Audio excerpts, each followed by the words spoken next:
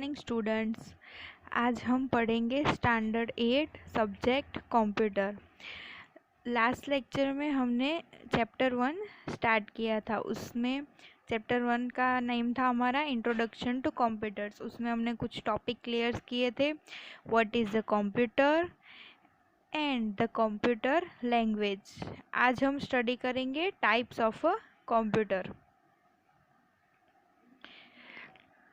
Depending on the size, cost, utility, speed and efficiency, computer can be classified into the following categories. तो computer के type कितने हैं? 4। किस किस कौन सी चीज़ों की वजह से उनके 4 टाइप हुए हैं? तो उसकी size, cost, utility, speed and efficiency.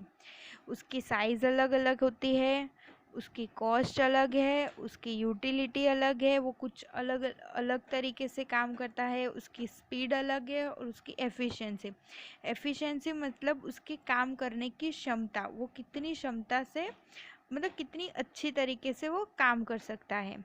तो उसका हमारा फर्स्ट है सुपर कंप्यूटर, सेकंड है मेन फ्रेम कंप्यूटर, थर्ड है मिनी कंप्यूटर एंड फोर्थ है हमारा पर्सनल कंप्यूटर, जो हमारे पास होता है लैपटॉप और कंप्यूटर। ये है हमारे personal computers.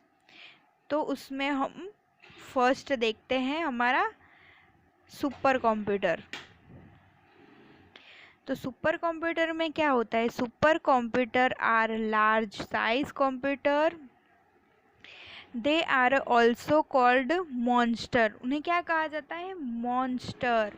They are use to perform the most complex task which required high speed and precision. It takes super computer 90 second to do work which your PC could do in 20 hours.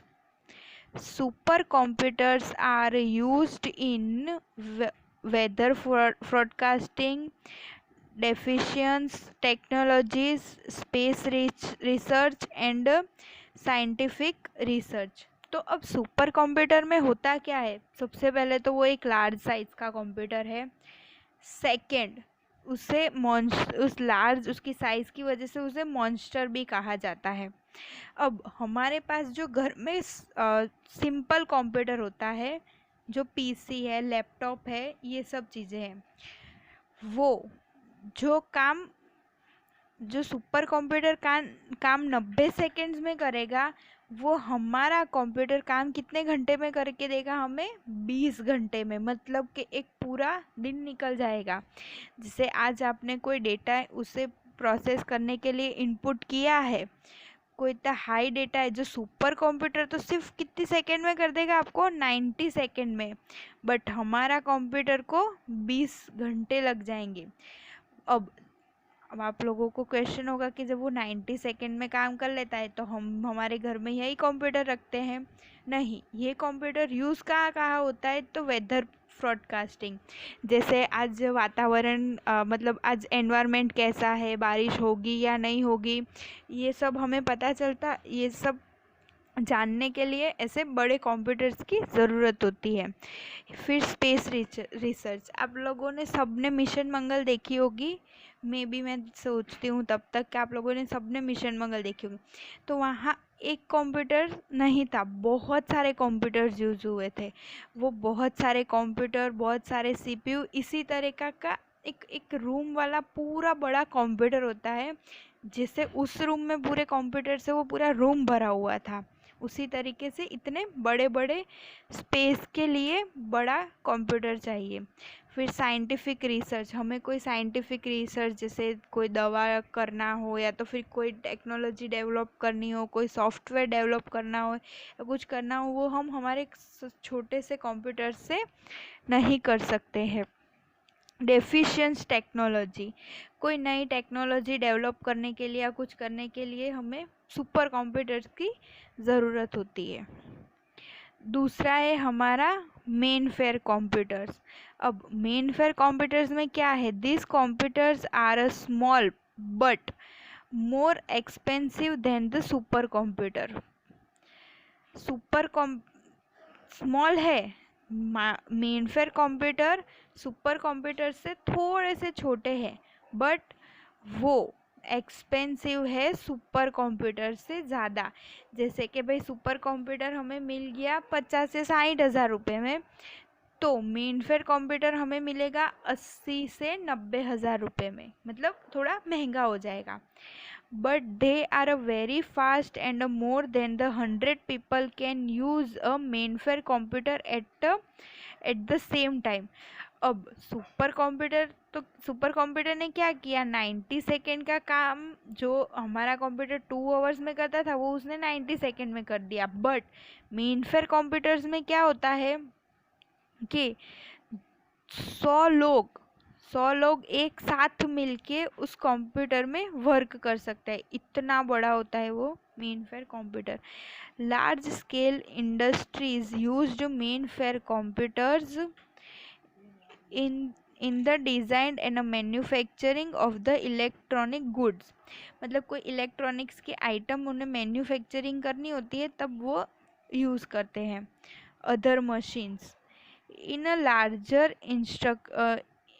insulation, these computers are used to store and analyze data or uh,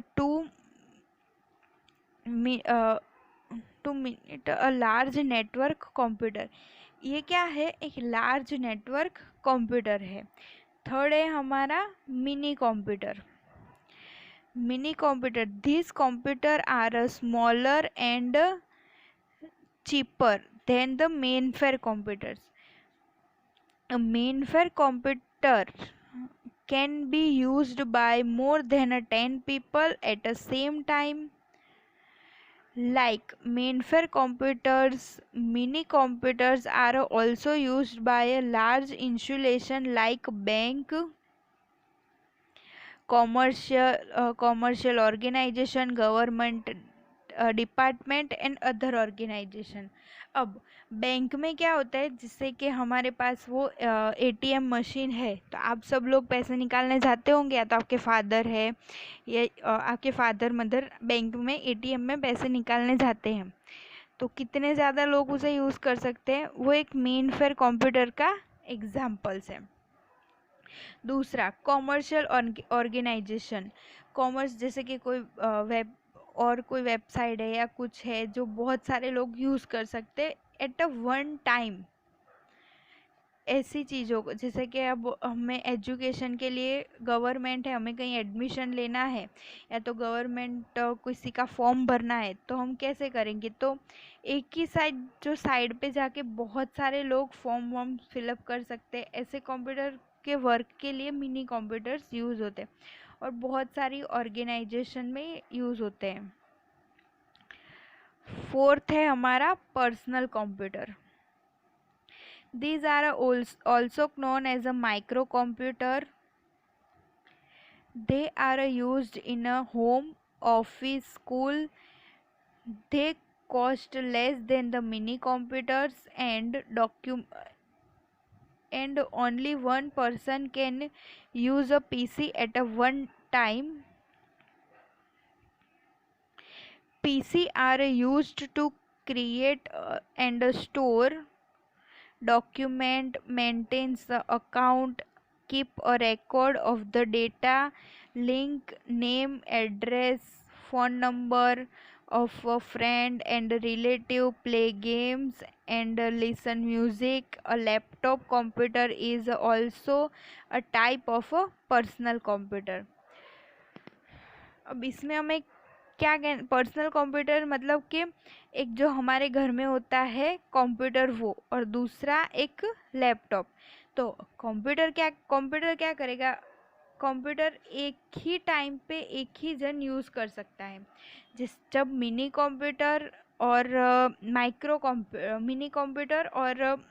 मेनफेयर computer एक साथ 100 या 10 लोग use कर सकते हैं।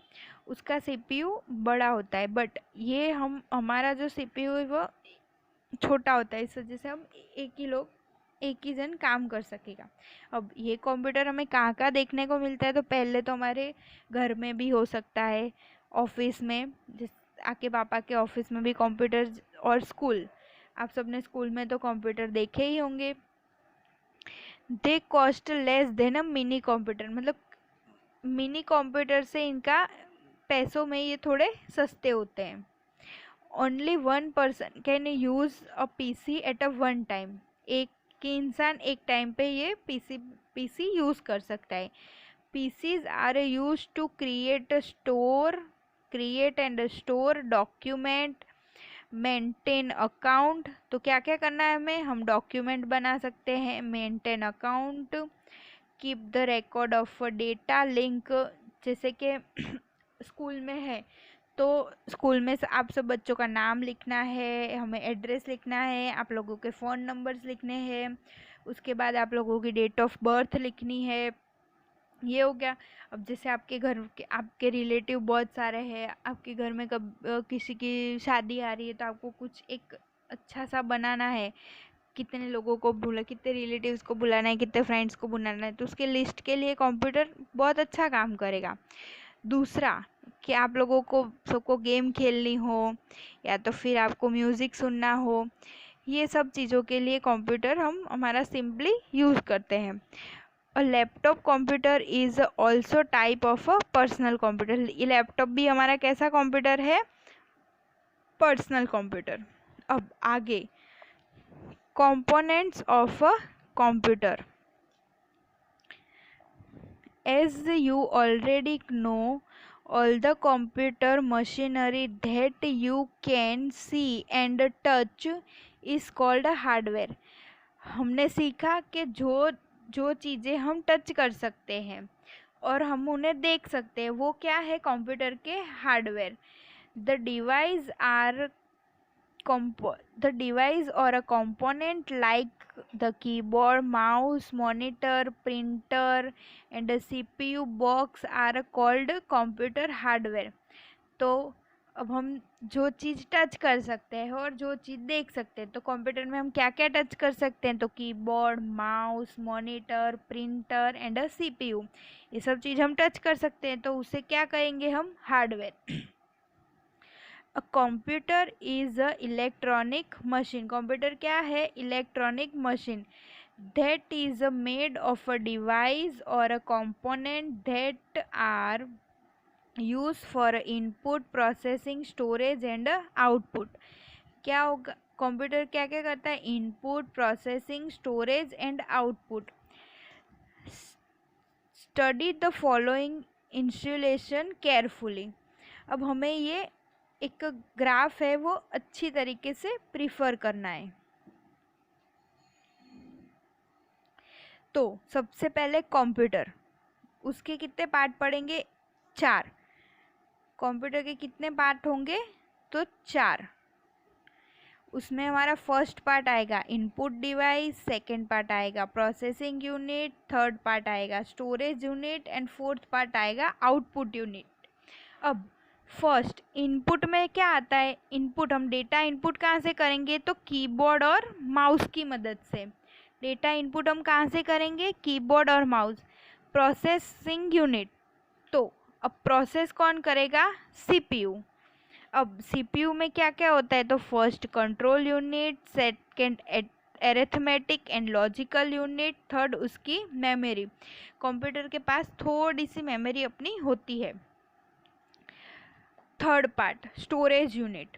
अब storage, तो storage के हो गए 2 type, first primary and second secondary. तो प्राइमरी में क्या आता है, रैम एंड रोम। ये सब आप बच्चों ने सुना होगा, क्योंकि आप फ़ोन लेते हो तो फ़ोन में आता है रैम, रोम, ये सब वर्ड्स आपने कहीं ना कहीं सुने होंगे।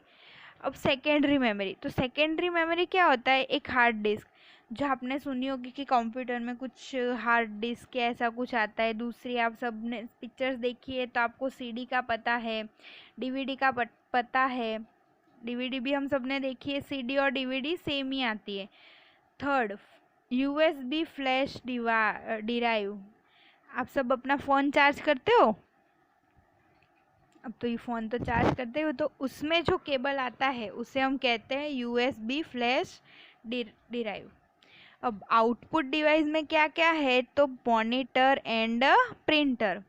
अब ये चार्ट हमें याद क्यों रखना है, तो फर्स्ट, कंप्यूटर कैसे काम करता है, उसमें कौन कौन सी चीज़ें आती है, ये सब ये चार्ट में हमें अच्छे से दे दिया है। तो कंप्यूटर में क्या, फर्स्ट एक हमने कंप्यूटर लिया, कंप्यूटर में क्या क्या आएगा, input device, processing unit, storage and output. Input क्या क्या, इनपुट डिवाइस में कौन सी आएंगी, दो, keyboard and mouse. Second, processing में सीपीयू। अब सीपीयू के तीन पार्ट है, control unit, arithmetic and logical unit and third memory. Storage unit में क्या क्या आएगा, तो दो पार्ट पड़ते हैं उसके, primary and secondary. Primary memory कौन सी आएगी, रैम, और सेकेंडरी रोम। प्राइमरी मेमोरी आएगी RAM and ROM. Secondary memory हमारी कौन सी आएगी, हार्ड डिस्क, कॉम्पैक्ट डिस्क मतलब CD, third DVD and fourth USB flash drive. Fourth part है इन आउटपुट डिवाइस, तो monitor. Let us learn about this component in details. अब ये जो सारे कंपोनेंट्स है, इनपुट डिवाइस के दो, प्रोसेसिंग यूनिट के तीन, स्टोरेज के एक दो छः, और आउटपुट डिवाइस के दो, ये सब हम नेक्स्ट लेक्चर में पूरा कवर कर लेंगे। चलो, थैंक यू, बाय।